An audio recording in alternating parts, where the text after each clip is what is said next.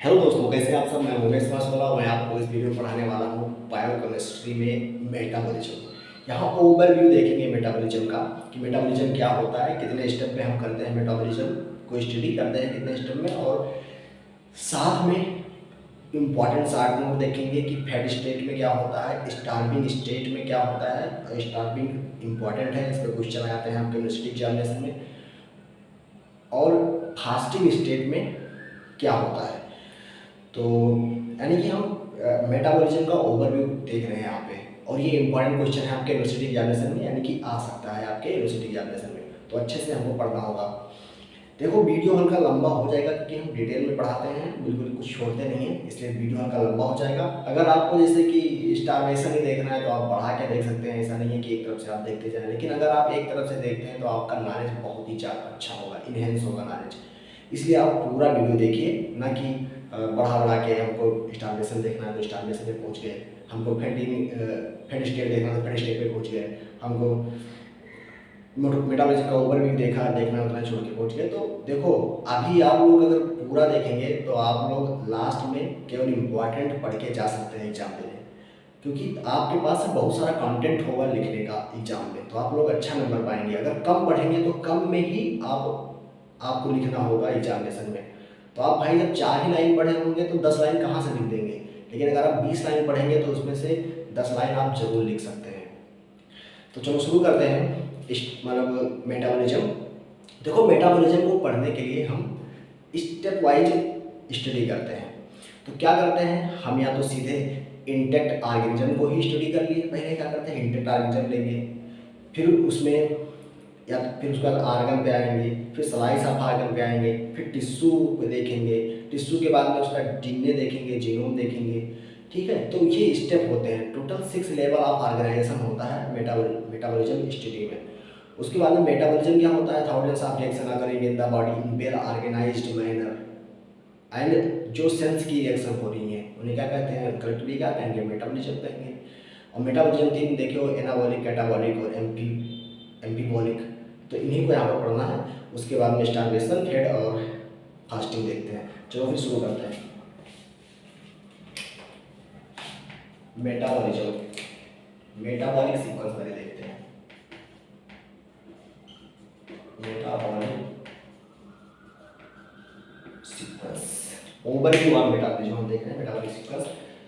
तो पहले हम क्या करते हैं, इंटेक्ट ऑर्गेनिज्म के मेटाबॉलिज्म हम शुरू कहाँ, मेटाबॉलिज्म पढ़ना शुरू कहाँ से करेंगे, पहले इंटेक्ट ऑर्गेनिज्म होगा, पूरा ऑर्गेनिज्म है। जैसे कि जो बेंजोइक एसिड होता है, बेंजोइक एसिड वो एक्सक्रीटेड होता है हिब्यूरिक एसिड के रूप में, हिब्यूरिक एसिड के रूप में इसे बेंजोइल एसिड भी कहते हैं। ठीक है, हिब्यूरिक एसिड। और ये एनिमल में पहला मेटाबॉलिज्म था जो डिस्कवर्ड हुआ था। तो बेंजोइल ग्लाइसिन कहते हैं, इसे क्या कहते हैं, बेंजोइल ग्लाइसिन। ठीक है, हिब्यूरिक एसिड को कहते हैं बेंजोइल ग्लाइसिन। और फर्स्ट टाइम एनिमल में कोई मेटाबॉलिक एक्शन खोजी गई थी, वो यही है। बेंजोइक एसिड एक्सक्रीट कैसे होता है, हिब्यूरिक एसिड के रूप में। गया बेंजोइक एसिड, लेकिन एक्सक्रीट कैसे होता है, हिब्यूरिक एसिड। जैसे बहुत सारे स्टेप होंगे तब हिब्यूरिक एसिड बना होगा। और लाइफ स्पेन ऑफ आरबीसी, ये भी तुम्हारा इंटेक्ट ऑर्गेनिज्म पे स्टडी करके पता किया गया है। अब उसके बाद में दूसरा स्टेप आएगा। दूसरा स्टेप हम क्या देखेंगे, हम देखेंगे कि आर्गन परफ्यूजन देखेंगे। दूसरा स्टेप में क्या होगा, आर्गन परफ्यूजन होगा। और आर्गन परफ्यूजन किससे करवाएंगे, organ perfusion with ringer solution. Intact organism था, उसमें आर्गन परफ्यूजन कराया। आर्गन परफ्यूजन किससे कराएंगे, रिंगर सॉल्यूशन से। उसके बाद में तीसरा स्टेप होगा, आर्गन स्लाइस। अब आर्गन को काट दिया गया, यानी आर्गन को काट के देख रहे हैं। उसके बाद में चौथा क्या करेंगे, आर्गन स्लाइस, मतलब कि पहले आर्गन का फ्यूजन हुआ, पूरा आर्गन है उसको रिंगर सोल्यूशन में डाला गया, उसके बाद आर्गन के स्लाइस किए गए, टुकड़े किए गए, आर्गन के क्या किए गए, टुकड़े किए गए। उसके बाद में इंटेक्ट सेल, इसका अब इससे भी हम नीचे जाएंगे तो क्या करेंगे, इंटेक्ट सेल और टिश्यू कल्चर सेटअप करेंगे, कल्चर सेटअप करेंगे। इसमें मेटाबॉलिज्म पढ़ने का स्टेप है। तो इंटेक्ट सेल या टिश्यू कल्चर सेटअप करेंगे। उसके बाद में पांचवें नंबर पे क्या करेंगे, होमोजेनेट्स बनाएंगे। होमोजेनेट्स क्या होते हैं, होमोजेनेट्स क्या होते हैं कि टिश्यू होमोजेनाइज कर लेते हैं आइसोटोनिक मीडियम में। तो टिश्यू होता है उसको होमोजेनाइज कर लिया जाता है, जैसे कि पॉलीमरेज रिएक्शन से बिलियंस ऑफ सेल्स बन जाती हैं।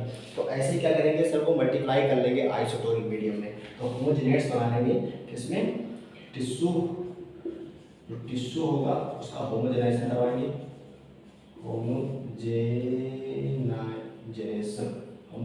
करवाएंगे, होमोजेनेशन, टिश्यू होमोजेनेशन इन आइसोटोनिक मीडियम।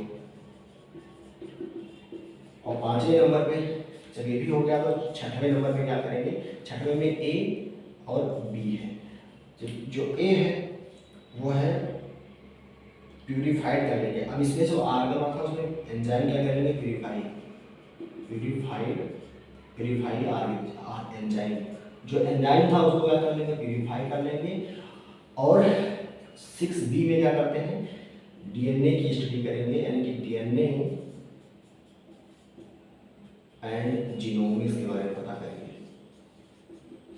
देखो इनको हम बहुत ही डिटेल में नहीं गए हैं इसके अंदर तक, वरना ये भी क्या पता है स्वयं में बहुत बड़ा हो जाता है कि एक साथ में एक लाल आंसर इसी बना सकते हो, लेकिन ये जरूरत नहीं है ज़्यादा पढ़ने की, इसलिए जितना जरूरत है उतना बता रहा है।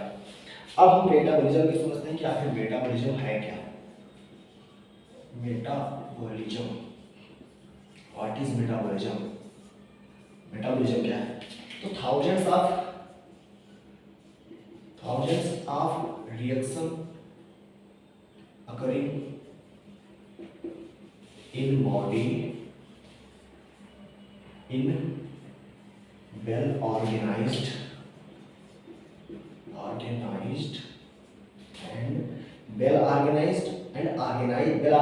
और ये किसी सेंस के लिए होती है, यानी कि कोई चीज बन जाती है, यानी कि उसका सेंस है, ना कि ऐसे ही हो गया रिएक्शन और कुछ बन ही नहीं रहा है, मतलब कोई काम का चीज बन ही नहीं रहा है। तो well organized and coordinated, well organized, coordinated, ये कोऑर्डिनेटेड है, coordinated and purposeful,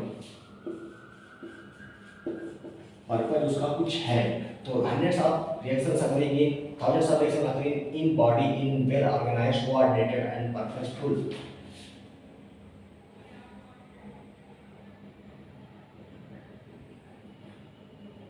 collectively called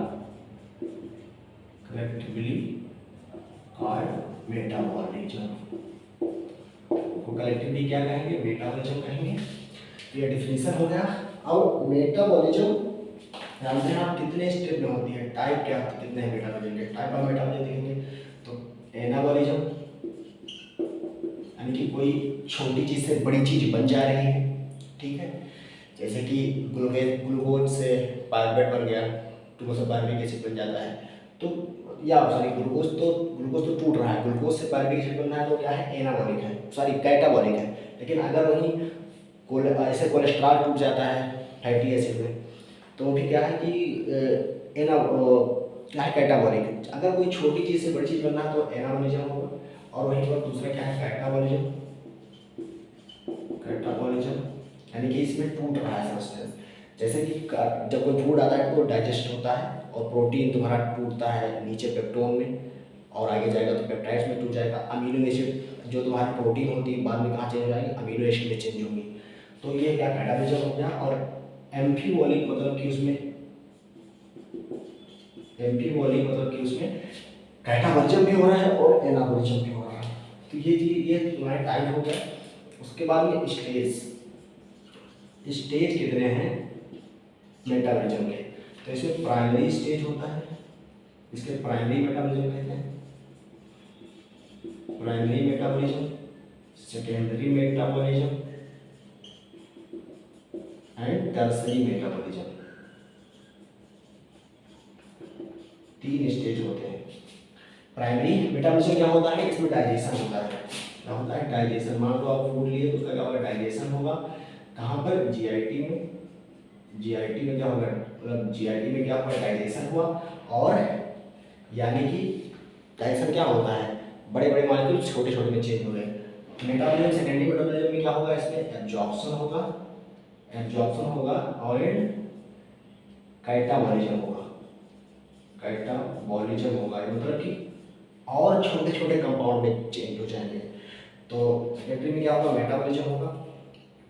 और देखो जो सेकेंडरी मेटाबॉलिज्म है, जो सेकेंडरी मेटाबॉलिज्म है, इसमें फाइनली CO2 निकल जाएगी, CO2 निकल जाएगी यानी कि इसमें कंप्लीट ऑक्सीडेशन हो चुका है, CO2 निकल जाएगी, साथ में NaDH निकोटीनामाइड एडेनिन डाइन्यूक्लियोटाइड और FADH2 भी निकलेंगे। और भी टर्सरी मेटाबॉलिज्म में इसको सेलुलर रेस्पायरेशन या इंटरनल रेस्पायरेशन भी कहते हैं। और ये इसलिए मेनली क्या होता है, इलेक्ट्रॉन ट्रांसपोर्ट चेन होता है, इलेक्ट्रॉन ट्रांसपोर्ट चेन इसे कहते हैं। इसमें सेलुलर रेस्पायरेशन जिसे और इंटरनल रेस्पायरेशन होता है। तो ये स्टेजेस हो गए मेटाबॉलिज्म के। अब हम पढ़ते हैं, अपने मेन सब्जेक्ट पे आते हैं, क्या कि रेस्पायरेटरी जो मेटाबॉलिक प्रोफाइल हम देखेंगे। मेटाबॉलिक प्रोफाइल देखेंगे पहले।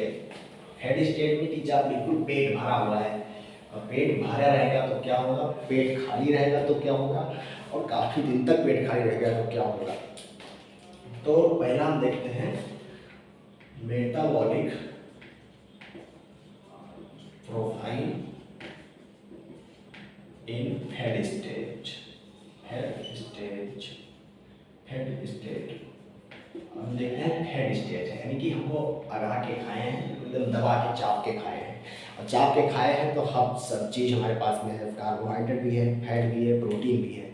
अब उसका क्या हो रहा होगा, स्टोरेज हो रहा होगा, पेरिफेरल ऑर्गन को डिस्ट्रीब्यूट हो रहा होगा, जिसको आवश्यकता है उसकी।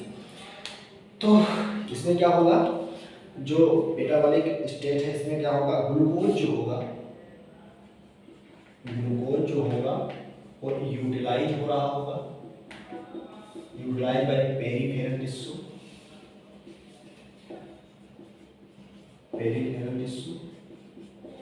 पेरिफेरल टिश्यू द्वारा ग्लूकोज क्या होगा, एब्जॉर्ब हो रहा होगा, अंदर यूटिलाइज हो रहा होगा और स्टोर हो रहा होगा, स्टोर्ड एज ग्लाइकोजन। और एक्सेस ग्लाइकोजन फैट के रूप में स्टोर हो रहा होगा। वहीं पर access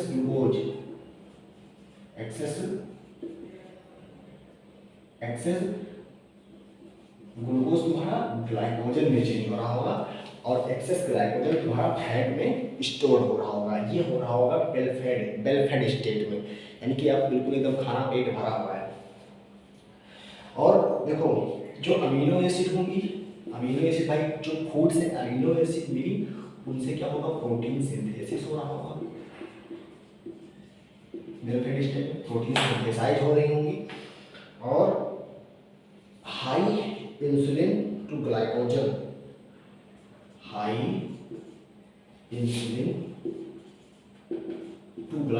ratio, high insulin glycogen ratio होगा, यानी कि इंसुलिन ज़्यादा है। तो इंसुलिन जब ज़्यादा होती है तो क्या करवाती है, ग्लूकोज लेवल क्या करवाएगी, ज़्यादा करवाएगी कम कराएगी, ग्लूकोज लेवल इंसुलिन क्या करवाती है, कम कराती है। और ग्लूकेगॉन वहीं पर इंसुलिन लेवल, हाइपर ग्लाइसेमिक कौन होता है, इसमें ग्लूकेगॉन, और हाइपोग्लाइसेमिक कौन होता है, इंसुलिन। यानी कि इंसुलिन ग्लूकोज लेवल कम करवाएगा, और कैसे कम कराएगा, ग्लाइकोजेनेसिस कराएगा और ग्लाइकोजन में चेंज करेगा इसको, ठीक है। तो ये क्या करेगा, ग्लाइकोजन सिंथेसिस कराएगा। इसमें क्या होगा, ग्लाइकोजन सिंथेसिस एंड लाइपोजेनेसिस होगा। क्या होगा? लाइपोजेनेसिस।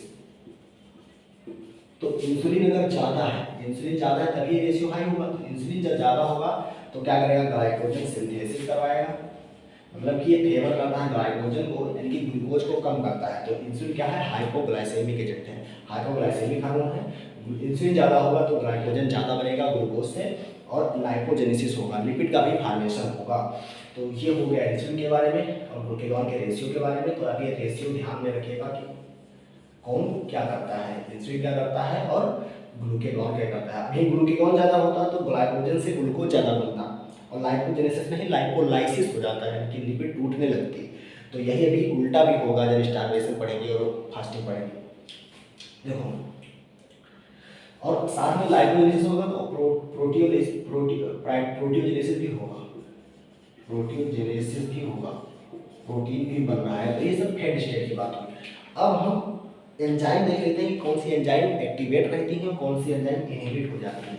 तो इधर लिख रहे हैं enzyme activated during fed state और एंजाइम इनहिबिटेड। कौन एंजाइम इनहिबिट हो जाती है।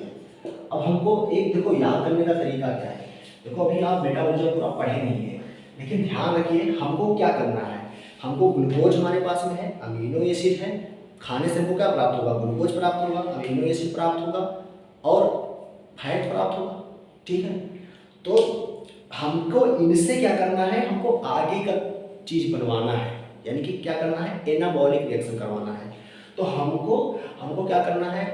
लिपिड बनाना है फैट से, अमीनो एसिड से प्रोटीन सिंथेसिस करवाना है और ग्लूकोज से ग्लाइकोजन और ग्लाइकोजन को फिर फैट में स्टोर करवाना है एडिपोज टिश्यू में। ये हमको करवाना है। तो एंजाइम उस वैसी एंजाइम होंगी जो ये काम करती होंगी। तो जो एंजाइम ये करती होंगी वो उसको क्या करेंगी? एक्टिवेट करेंगी, एक्टिवेट हो जाएंगी। और जो एंजाइम उसको इनहिबिट करती होंगी इस प्रोसेस को जो इनहिबिट करती होंगी वो क्या हो जाएंगी? इनहिबिट हो जाएंगी। ठीक है, ये इनहिबिट हो जाएंगी। तो जो एंजाइम एक्टिविटी है, जैसे कि तुम्हारा ग्लाइकोलाइटिक एंजाइम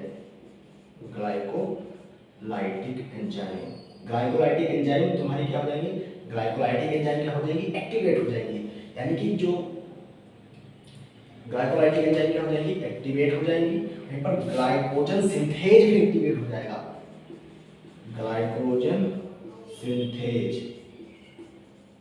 क्योंकि हमको क्या चाहिए? ग्लाइकोजन का सिंथेसिस करवाना है। तो ग्लाइकोजन सिंथेज भी क्या हो जाएगा? एक्टिवेट हो जाएगा। एसिटिल कोएंजाइम ए सिंथेज, एसिटिल कोएंजाइम ए सिंथेज आप लोग अभी आगे जब पढ़ेंगे बीटा ऑक्सीडेशन ऑफ फैट तो वहाँ पर आएगा। इसमें क्या होता है? एसिटिल कोएंजाइम ए सिंथेज यूज होता है बनाने में क्या? Ketone body. तो वो चीज़ यहाँ पर एसिटिल कोएंजाइम सिंथेज है और एसिटिल कोएंजाइम ए बनने लगेगा तो वो कहाँ जाएगा? पायरुवेट में, और पायरुवेट से आगे चीज़ें बनेंगी। तो यहाँ पर ध्यान रखना है एसिटिल कोएंजाइम सिंथेज भी एक्टिवेट हो जाएगा। एसिटिल कोएंजाइम ए कार्बोक्सिलेज भी क्या हो जाएगा? एक्टिवेट हो जाएगा। कार्बोक्सिलेज भी क्या हो जाएगा? एंजाइम जो एक्टिवेट हो जाएगी। वहीं पर पायरुवेट कार्बोक्सिलेज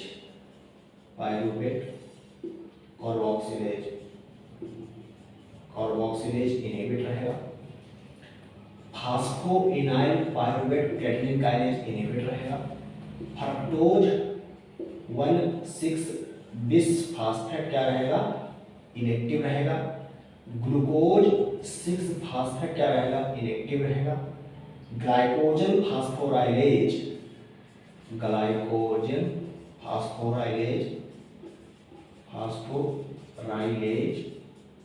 ये भी क्या रहेगा? इनहिबिट रहेगा। और कार्निटीन एसाइल ट्रांसएमिनेज 1 फॉर्मूला में लिखिएगा। कार्निटीन अभी आगे लिखेगा। कार्निटीन एसाइल ट्रांसएमिनेज 1 भी क्या रहेगा? इनहिबिट रहेगा। किस स्टेज में? फैट स्टेज में। तो ये 60 नोट में आ सकता है आपकी फैट स्टेट में मेटाबॉलिक प्रोफाइल बताओ। ठीक है, ये 60 नोट सीधे आ जाएगा फैट स्टेट। जैसे आज पिछले बार गया था स्टारवेशन, तो ऐसे ही क्वेश्चन पूछा जा सकता है। ठीक है, अब हम पढ़ने जा रहे हैं हम पढ़ लिए फेड स्टेट। अब हम पढ़ेंगे फास्टिंग, कोई ओवरनाइट फास्टिंग है तो उस कंडीशन में क्या चीज़ें चेंज होंगी। तो अब देखते हैं हम मेटाबॉलिक चेंज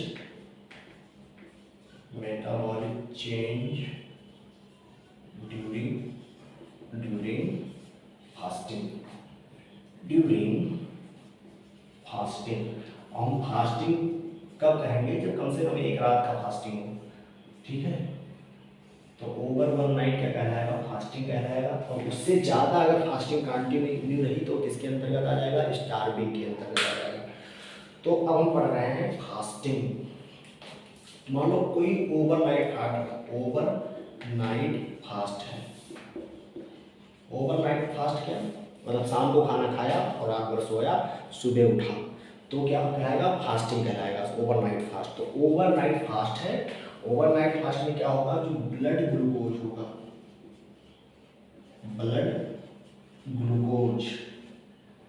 ग्लूकोज मेंटेन होगा किसके द्वारा, मेंटेन बाई, ओवरनाइट फास्ट में blood glucose maintain by glycogenolysis. जो ग्लाइकोजन होगा वो ग्लूकोज में चेंज होगा बाय द प्रोसेस का ग्लाइकोजेनोलाइसिस।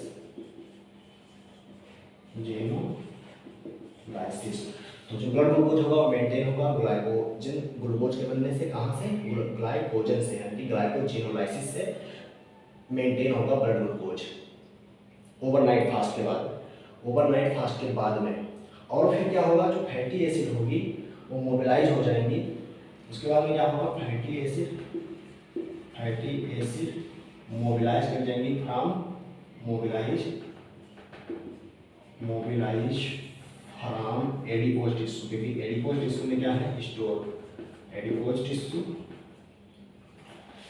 फैटी एसिड क्या हो जाएगी, मोबिलाइज हो जाएंगे from adipose tissue under the effect of glucagon. 1 मिनट। Under the effect of glucagon, तो यहाँ पर इफेक्ट किसका होगा, ग्लूकेगॉन का। और ग्लूकेगॉन क्या है, हाइपर ग्लाइसेमिक है, यानी कि ग्लूकोज को ज़्यादा बनाएगा। तो फैटी जेनेसिस यहाँ से क्या होगा, ग्लूकोनियोजेनेसिस होगा। पायरुवेट से जाकर बनेगा क्या, पायरुवेट से क्या बनेगा, ग्लूकोज। तो यहाँ पर ग्लूकोनियोजेनेसिस हो रहा है। फैटी एसिड से क्या बन जाएगा, लास्ट में ग्लूकोज जाके बनेगा और ग्लूकोज प्रोवाइड कराएगा एनर्जी।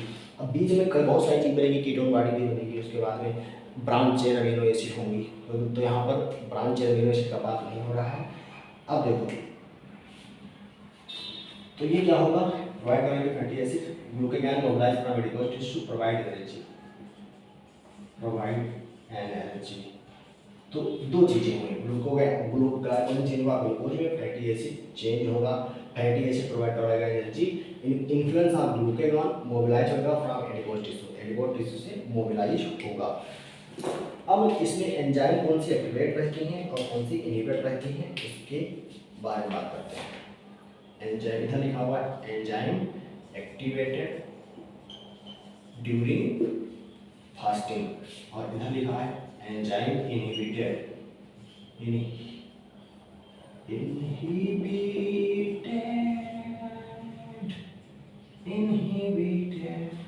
एंजाइम एक्टिवेटेड और एंजाइम इनहिबिटेड। जो एंजाइम एक्टिवेट होगी उसमें ग्लाइकोजन फास्फोराइलेज, जो ग्लाइकोजन को तोड़ने वाले एंजाइम है, ग्लाइकोजन फास्फोराइलेज, यानी कि ग्लाइकोजन से ग्लूकोज बनने वाले एंजाइम, वो क्या रहेगी, एक्टिवेट रहेगी। ग्लाइकोजन फास्फोराइलेज एक्टिवेट रहेगी। साथ में ग्लूकोनियोजेनिक एंजाइम, जो ग्लूकोनियोजेनिक एंजाइम होगी वो भी क्या रहेगी, एक्टिवेट रहेगी। तो ग्लूकोनियोजेनिक एंजाइम भी क्या रहेगी, एक्टिवेट रहेगी, यानी कि इनको ग्लूकोज बनाना है क्योंकि एनर्जी प्राप्त हो सके फास्टिंग के बाद में।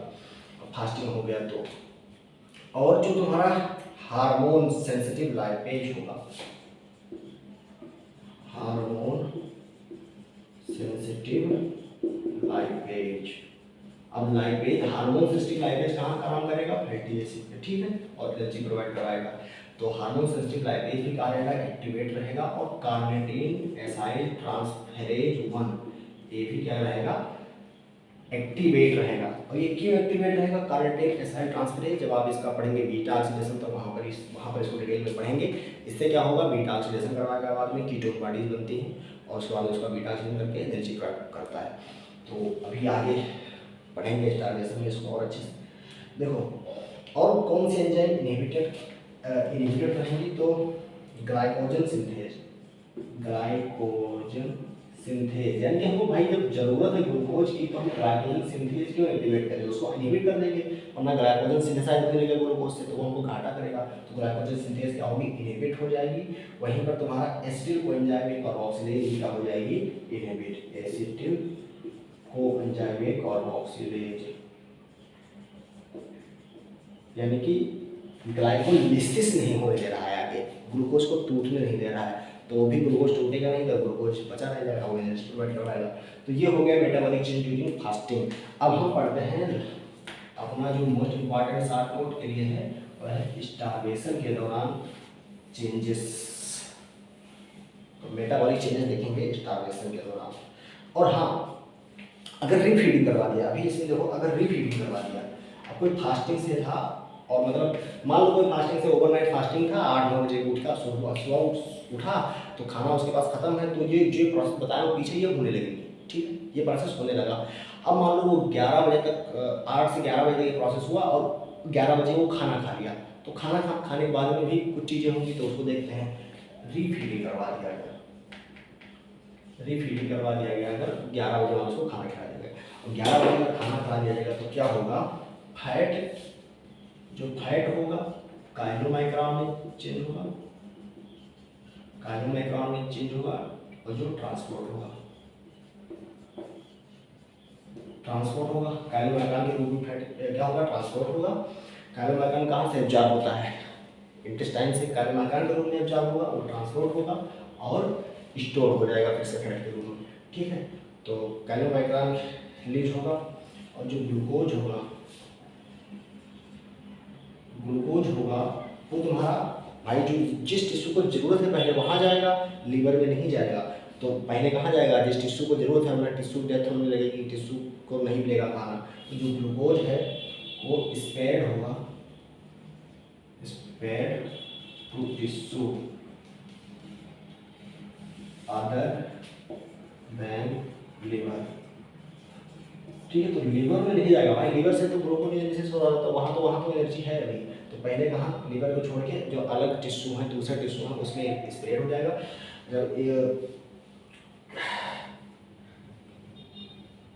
जब स्प्रेड हो गया तो जो ग्लाइकोजन होगा, जो एक्सेस ग्लाइकोजन जब भैया पूरा हो गया, मान ला कि हाँ हमको अब सभी टिश्यू मिल गया, जो एक्सेस ग्लाइकोजन होगा,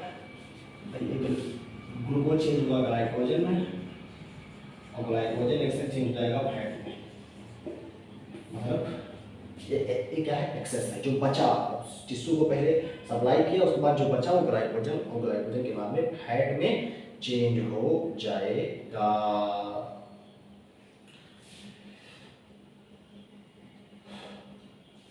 तो ये हो गया रीफीडिंग के बारे में। अब हम पढ़ने वाले हैं metabolic changes during starvation, metabolic changes during starvation, metabolic changes during starvation. अब इस वीडियो के बाद में हम अगला शुरू करेंगे कार्बोहाइड्रेट का मेटाबॉलिज्म, जिसमें हर चीज इंपॉर्टेंट है, चाहे ट्रिप्सिन हो, चाहे ग्लाइकोलिसिस हो, चाहे क्रेब साइकिल हो, चाहे और कोई चीज़ हो, ग्लूकोनियोजेनेसिस या ग्लूकोजिनोलाइसिस, कुछ भी वो सब इम्पॉर्टेंट ही है। तो अगला हम ग्लाइकोजन मेटाबॉलिज्म, ग्लूकोज मतलब सॉरी कार्बोहाइड्रेट मेटाबॉलिज्म पढ़ेंगे। तो यहाँ क्या है, देखो फास्टिंग कंटिन्यू, फास्टिंग हो गया, फास्टिंग कंटिन्यू हो गया, फास्टिंग अगर कंटिन्यूड रह गया, फास्टिंग कंटिन्यूड यानी कि फास्टिंग जब आप थे उसके बाद फास्टिंग कंटिन्यूड रह गया, आप खाना नहीं खाए, और जब खाना नहीं खाए तो क्या होगा, क्या होगा, स्टारवेशन होगा। क्या होगा, स्टारवेशन हो जाएगा। स्टारवेशन हुआ। अब स्टारवेशन में क्या होगा, जो स्टारवेशन में क्या होगा, ग्लूकोज जो था वो भी खत्म होने लगेगा धीरे धीरे, जो बचा कुचा ग्लूकोज था। उसके बाद में क्या होगा, फैट आएगा। फैट के बाद में तुम्हारा प्रोटीन सबसे लास्ट में डिग्रेडेड होगी, प्रोटीन डेथ होगी। प्रोटीन होने लगी तो फिर रुकेगी नहीं, आदमी का डेथ ही होगा। ठीक है।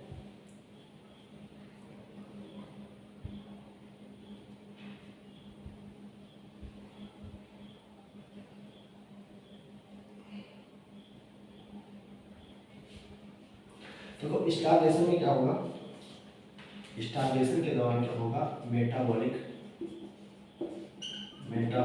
एडेप्टेशन होगा।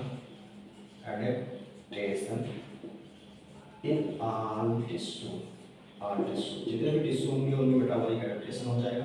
और मेटाबॉलिक एडेप्टेशन होगा तो मेटाबॉलिक एडेप्टेशन क्या होगा, जो ग्लाइकोजन स्टोर होगा, जितना भी ग्लाइकोजन स्टोर है, ग्लाइकोजन स्टोर है, वो डिप्लीट हो जाएगा 24 घंटे में।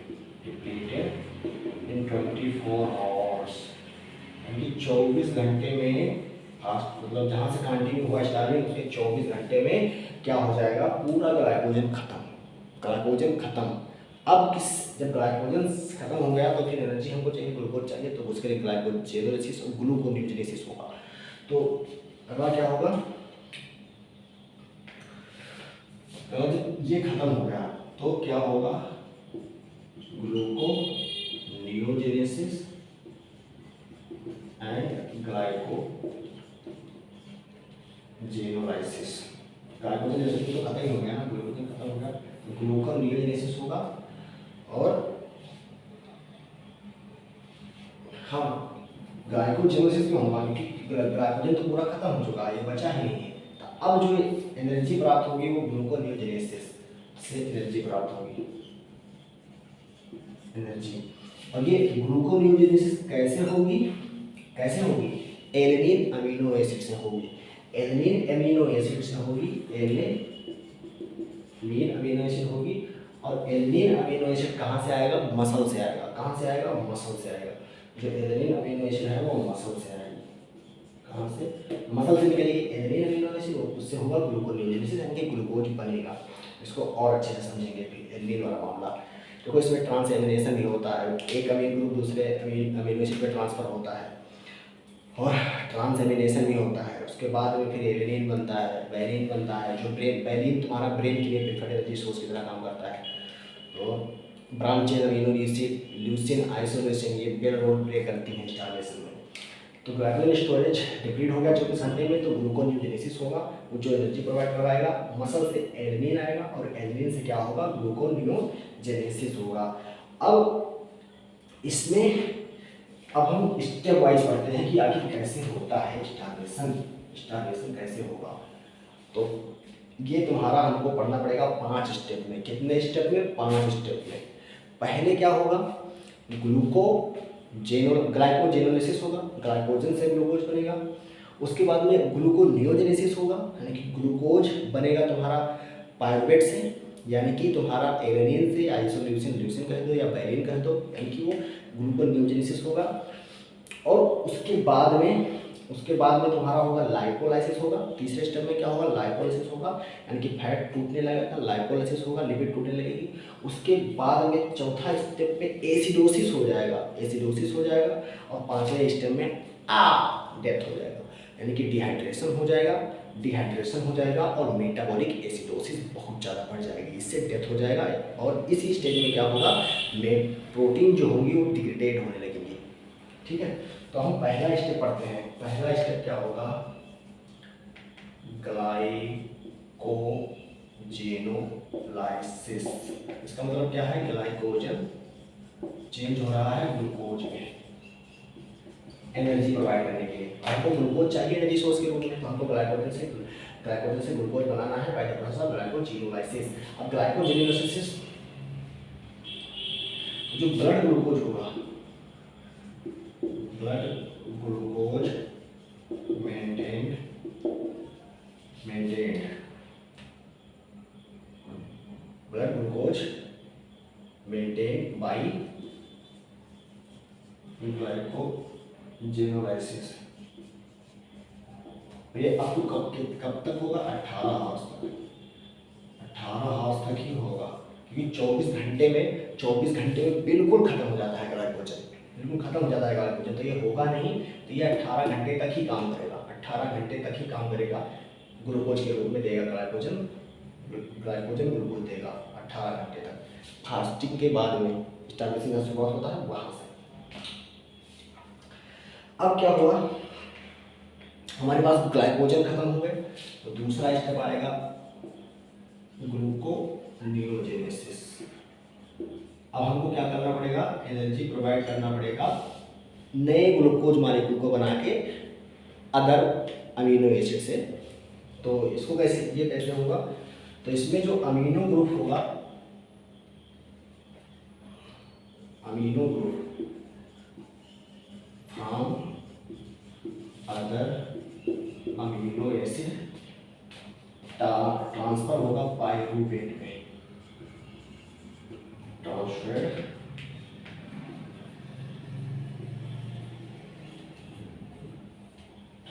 टू पाइरूवेट, और पाइरूवेट में ट्रांसफर होगा तो पाइरूवेट बन जाएगा एलेनिन, पाइरूवेट चेंज होगा एलेनिन में, एलेनिन जो होगा वो लिवर में ट्रांसपोर्ट होगा, लिवर में ट्रांसपोर्ट होगा, एलेनिन ट्रांसपोर्ट होगा लिवर में by the help of glutamic acid, glutamic acid जो हेल्प करेगी एलेनिन को ट्रांसफर होने में, कहाँ? लिवर तक। उसके बाद में ट्रांस एमिनेशन होगा, लिवर में क्या होगा? ट्रांस एमिनेशन, और लिवर में क्या होगा? ट्रांस एमाइलेशन, ट्रांस एमाइलेशन होगा लिवर में। लिवर में ट्रांस एमाइलेशन होगा, मतलब transfer of amino group between the two वहाँ भी होगा, तो ट्रांस एमाइलेशन होगा। ट्रांस एमाइलेशन के बाद में फिर से क्या बन जाएगा? पाइरूवेट, फिर से बन जाएगा पाइरूवेट, और पाइरूवेट से क्या बन जाएगा? Glucose bye gluconeogenesis.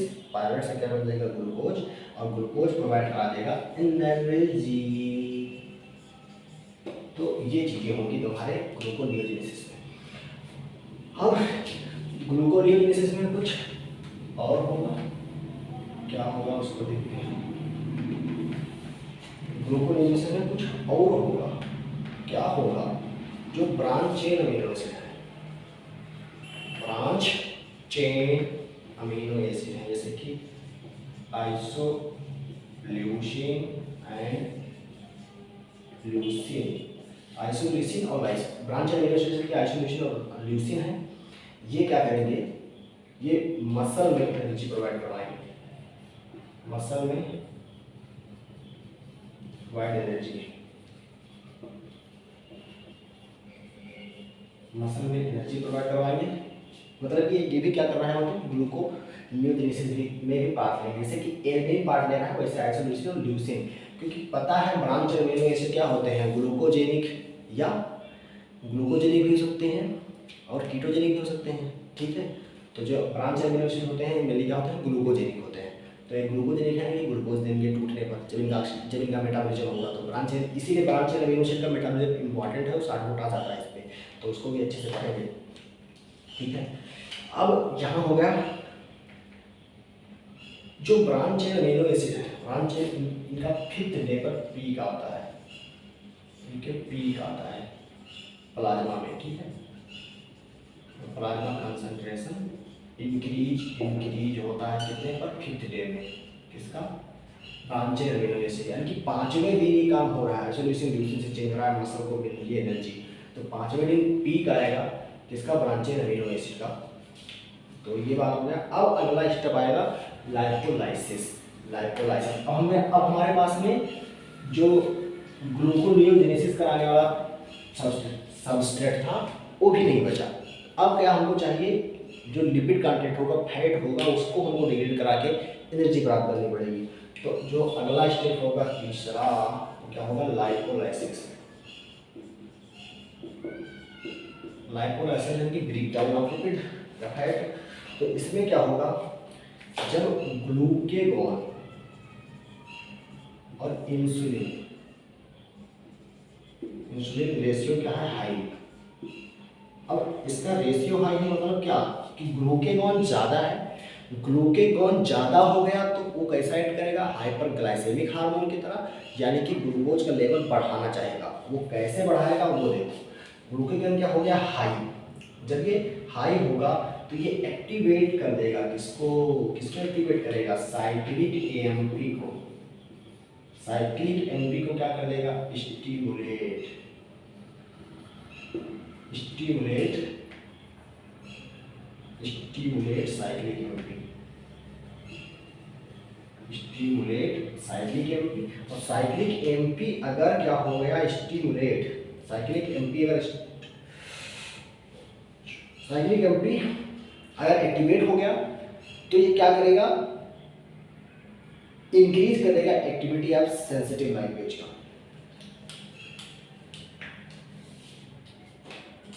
तो साइक्लिक एएमपी मीडिएटेड लाइपोलिसिस को स्टिमुलेट कर देगा, साइक्लिक एएमपी को स्टिमुलेट कर देगा। तो साइक्लिक एएमपी क्या करेगा, साइक्लिक एएमपी मीडिएटेड लाइपोलिसिस करवाएगा, लाइपोलिसिस को क्या कर देगा, स्टिमुलेट कर देगा। और जब लाइपोलिसिस क्या होगा, स्टिमुलेट हो गया तो किसके द्वारा होगा, by increasing activity of hormone sensitive lipase. जो हार्मोन सेंसिटिव लाइपेज होंगे उनके कारण साइक्लिक एएमपी का, साइक्लिक एएमपी स्टिमुलेट हो गया तो साइक्लिक एएमपी मीडिएटेड लाइपोलिसिस करवाएगा। ठीक है, कौन करवाएगा, ग्लूकेगॉन, क्योंकि ग्लूकेगॉन यहाँ पर क्या है, ज़्यादा है। और हार्मोन सेंसिटिव लाइपेज भी क्या होगा, इसकी एक्टिविटी क्या हो गई, इंक्रीज हो गई, यानी कि लाइपोलिसिस ज़्यादा हो रहा है, लाइपोलिसिस ज़्यादा होने लगा। तो ये तुम्हारा हो गया। अब इस सिस्टम में ध्यान रखना, इस सिस्टम में ध्यान रखना कि जो स्केलेटल मसल होगी, स्केलेटल मसल होगी, हार्ट होगा, किडनी होगी, वो ग्लूकोज का यूज नहीं करेंगी as a energy source, glucose का एनर्जी सोर्स के रूप में उपयोग नहीं करेंगी।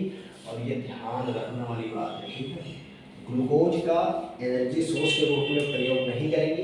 तब ये किसका यूज करेंगे, अब ये क्या करेंगे, फैटी एसिड का यूज करेंगे, फैटी एसिड का यूज करेंगे। इस स्टेज में, लाइपोलाइसिस वाले स्टेज में क्या करेंगे, फैटी एसिड का उपयोग करेंगी। और ये किसके द्वारा फैटी एसिड का करेंगे, बीटा ऑक्सीडेशन, बीटा ऑक्सीडेशन जो मोस्ट कॉमन ऑक्सीडेशन है फैटी एसिड का, बीटा ऑक्सीडेशन होगा। और बीटा ऑक्सीडेशन से क्या बनेगा, एसिटिल कोएंजाइम ए। इसे बहुत डिटेल में पढ़ा जाएगा, अपने सामने ही होना, आप बीटा ऑक्सीडेशन पढ़ेंगे तो वहाँ पर अच्छे से पढ़ेंगे। तो बीटा ऑक्सीडेशन जो हुआ, एसिटिल कोएंजाइम ए बनेगा, एसिटिल कोएंजाइम ए बनेगा, एसिटिल कोएंजाइम से क्या बनेगा, कीटोन बॉडी, कीटोन बॉडीज बनेगी। कीटोन बॉडी से तुम्हारा ब्रेन थर्ड दिन में, जब कीटोन बॉडी बन गई, जो ब्रेन होगा, brain third day of starvation से ब्रेन यूज करने लगेगा कीटोन बॉडी, यानी कि तीसरे दिन, जब तीसरा दिन होगा स्टार्वेशन का, तब से ब्रेन यूज करने लगेगा कीटोन बॉडी को, थोड़ा थोड़ा ब्रेन यूज करने लगेगा कीटोन बॉडी को। और टेंथ डे तक 60% एनर्जी जो होगा, 60% जो एनर्जी होगा ब्रेन का, वो कहाँ से आएगा, कीटोन बॉडी से आएगा। कहाँ से आएगा, कीटोन बॉडी आएगा।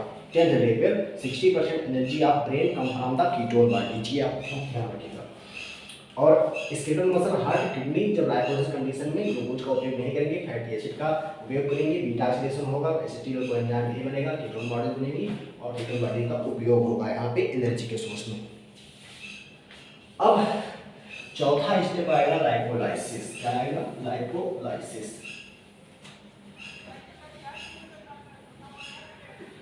चौथा स्टेप क्या आएगा, लाइपोलाइसिस। चौथा स्टेप है एसिडोसिस। अब लाइपोलाइसिस खत्म हो गया, यानी कि लिपिड का भी काम खत्म हो गया। अब जब लिपिड ज़्यादा हो जाएगा तो एसिडोसिस हो जाएगा। लिपिड का ब्रेकडाउन ज़्यादा हो रही है, यानी कि कीटोन बॉडीज बढ़ जा रही है। कीटोन बॉडी बढ़ जा रही है तो क्या हो जाएगा, एसिडोसिस हो जाएगा। इसे मेटाबॉलिक एसिडोसिस कहेंगे। क्या कहेंगे, मेटाबॉलिक एसिडोसिस।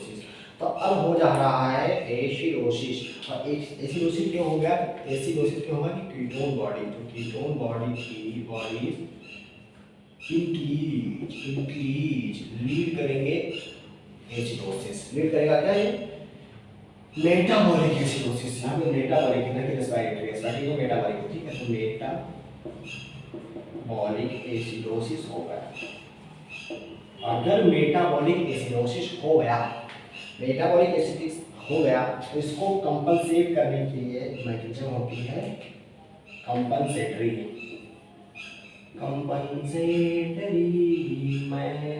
मैकेनिज्म। क्या होता है, हाइपरवेंटिलेशन। क्या हम कर देते हैं, हाइपरवेंटिलेशन करते हैं।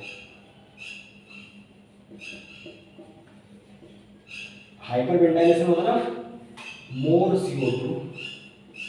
CO2 एलिमिनेशन, ठीक है। तो CO2 का मोर एलिमिनेशन हो जाता है। हल्का ऑक्सीजन तेज लेने, हाइपरवेंटिलेशन कर दिए, पूरी इस तरीके जो CO2 इकट्ठा हो गई थी तो CO2 को भी बाहर करने लगे, हाइपरवेंटिलेट कर दिया। तो मोर CO2 एलिमिनेशन है कि उसको ऑक्सीजन पे रख देंगे। कैसे, उसको ऑक्सीजन के सपोर्ट पे रख देंगे। जब अब इस कंडीशन में कोई पेशेंट आएगा हॉस्पिटल में तो उसको सीधे ऑक्सीजन के बेड पे जाके रखेंगे, ठीक है। तो हाइपरवेंटिलेशन करेंगे, कंपनसेटरी मेकेनिज्म होगा मेटाबॉलिक एसिडोसिस का। अब इसमें क्या होगा, मेटाबॉलिक एसिडोसिस हो गया, कंपनसेटरी मेकेनिज्म हमने भी दे दिया। कंपनसेटरी मेटाबॉलिक पेशेंट आया था, उसमें मेटाबॉलिक एसिडोसिस हो गया था। अब इसमें जो कंपनसेटरी मेकेनिज्म द्वारा हाइपरवेंटिलेट कर दिया तो अपने आप ही क्या होगा, हाइपरवेंटिलेशन में ये हम नहीं कर रहे हैं, हम इसको दे नहीं रहे हैं, सॉरी यहाँ पर हम दे नहीं रहे हैं। जहाँ पर कोई पेशेंट आएगा तो अभी पेशेंट हमारे पास आया ही नहीं है, लेकिन खुद भी क्या होगा, हाइपरवेंटिलेट हो जाएगा, हाइपरवेंटिलेशन हो जाएगा। उसका खुद का मैकेनिज्म होता है बॉडी का। अब हाइपरवेंटिलेशन हो गया, हाइपरवेंटिलेशन होने के बाद में क्या होगा, जो इंसुलिन होगा, इंसुलिन वो क्या करेगा, डिक्रीज, और ग्लूकेगॉन इंक्रीज करेगा। और आपको पता है कि ग्लूकेगॉन क्या होता है, ग्लूकेगॉन हाइपरग्लाइसेमिक होता है, यानी कि ग्लूकोज को सपोर्ट करेगा, ग्लूकोज को बनाने में सपोर्ट करेगा। तो कंसंट्रेशन इसका क्या हो गया है, इंक्रीज, जिसके कारण क्या होगा, उसके बाद में क्या होगा, 25% तक BMR डिक्रीज हो जाएगा। जो उसका मसल मेटाबॉलिक रेट था वो बहुत ही डिक्रीज हो जाएगा, वो बहुत ही सुस्त पड़ा रहेगा एक ही जगह पे, सुस्त पड़ा है, उसको मतलब हिल डुल नहीं रहा है एकदम, उसका मसल मेटाबॉलिक रेट 25% डिक्रीज हो जाएगा। जो BMR डिक्रीज बाई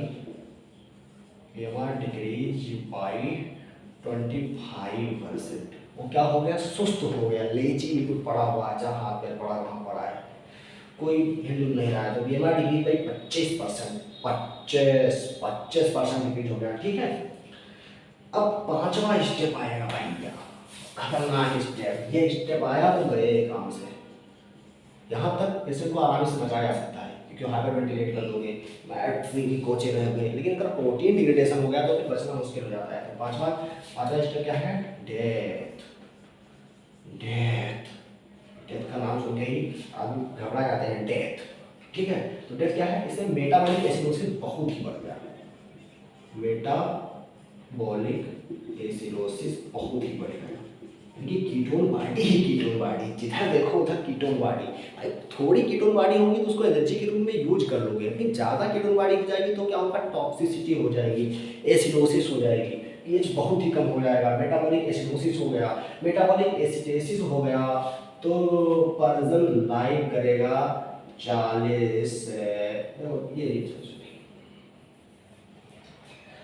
देखो इसमें क्या होगा, प्रोटीन का, अब क्या होगा, प्रोटीन का डिग्रेडेशन हो जाएगा, इसमें, और अल्टीमेटली डेथ हो जाता है, अल्टीमेटली क्या हो जाएगा,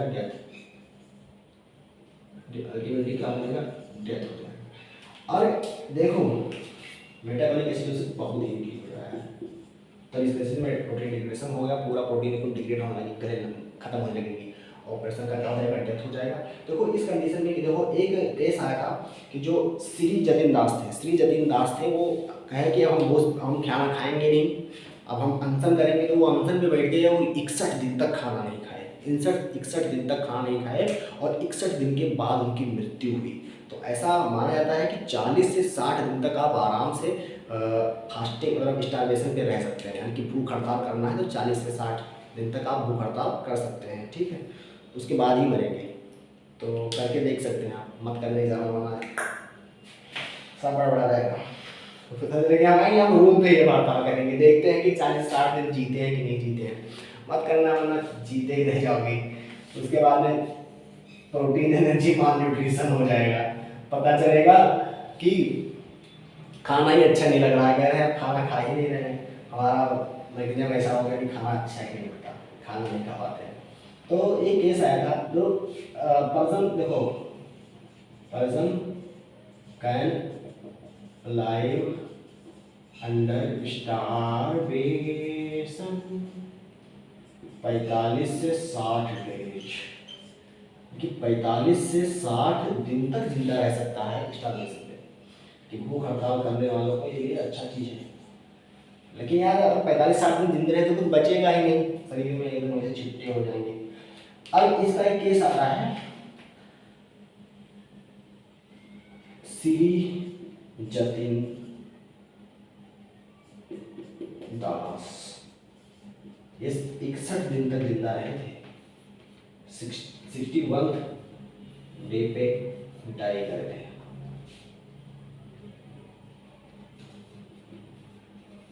ठीक है, ये भूख हड़ताल में थे। तो ये टॉपिक खत्म हुआ, जनरल ओवरव्यू ऑन मेटाबॉलिज्म। अब आगे हम ग्लूकोज का मेटाबॉलिज्म पढ़ाने वाले हैं डिटेल में, और वो तो बहुत ही इंपॉर्टेंट है, यानी कि ग्लूकोनियोजेनेसिस, ग्लाइकोलाइसिस और दुनिया भर का साइकिल जितने भी हैं सब पढ़ाने वाले हैं। चलो ठीक है, चलो सब्सक्राइब कर दीजिए कर रहे हैं, और बेल आइकन जरूर दबा दीजिए जिससे अगला वीडियो आपको रीच करे, और लाइक जरूर करो यार, कर दिया करो लाइक, लाइक करने से क्या होता है। चलो ठीक है, लाइक कर दीजिए, धन्यवाद।